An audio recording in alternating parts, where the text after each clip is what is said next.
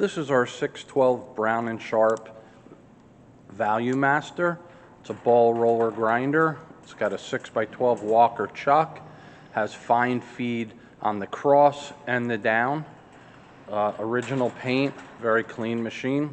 We're gonna run it. You'll hear the spindle, and I'll show you some of the movements and also the fine feeds working.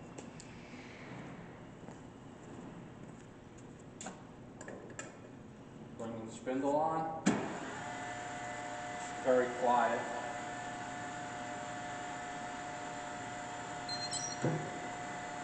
Table moves easily. On this machine, the column moves.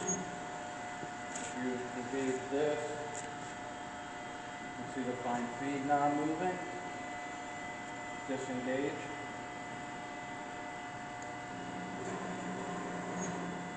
And then down feed.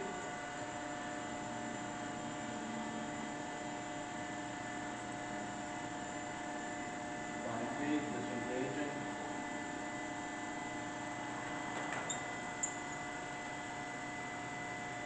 This is our 612 Brown & Sharpe Valumaster hand feed ball roller